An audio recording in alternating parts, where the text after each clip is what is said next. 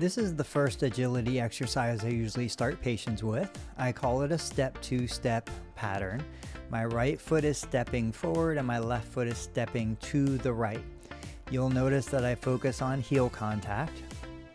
Now I usually cue my patients to lead with one foot on the way down, then lead with the other foot on the way back.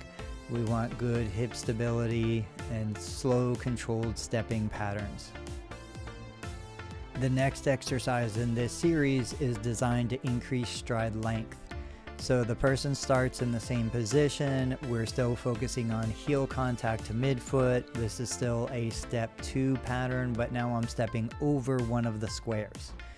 And again, once I turn around and I'm coming back, if I led with my left foot going down, I'm going to lead with my right foot going back. There's a slight pause in each square.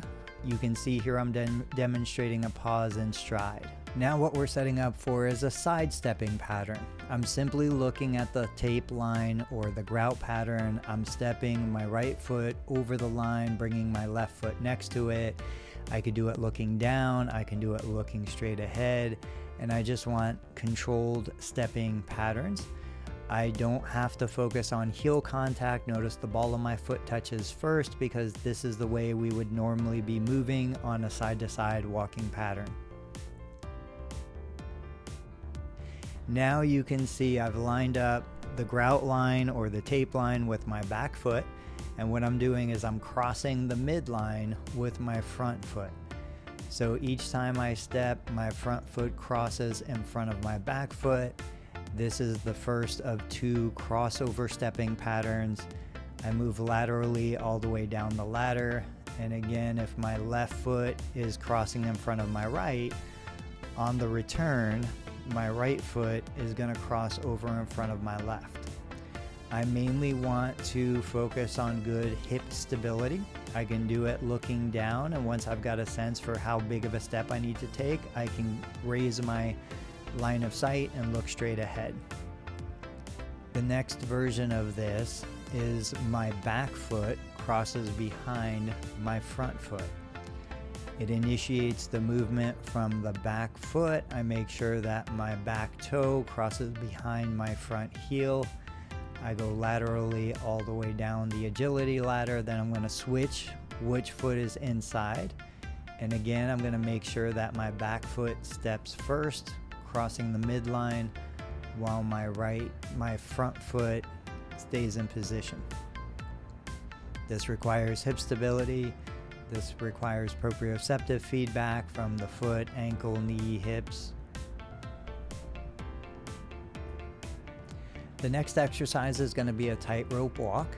Now you do not have to contact your front heel to your back toe. You can take a longer stride, but what we're trying to do is we're trying to line up the foot so it's oriented straight on the line. This is great for somebody who has a tendency to walk with an excessively wide base of support.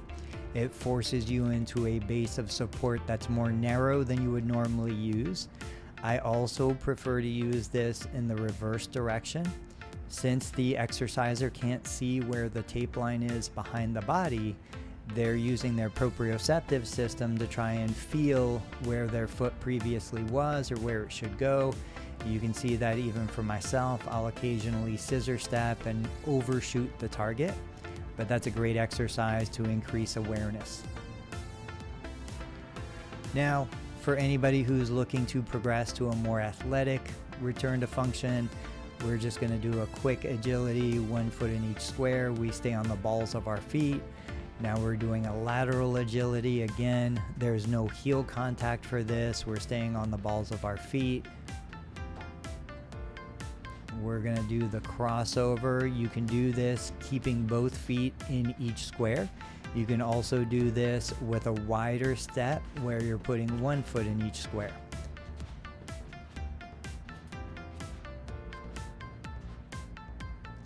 Now we're going to do a lateral stepping drill where we're stepping the back foot behind the front foot. This too can be done with 1 foot in each square or 2 feet in each square. I'm demonstrating both feet in each square.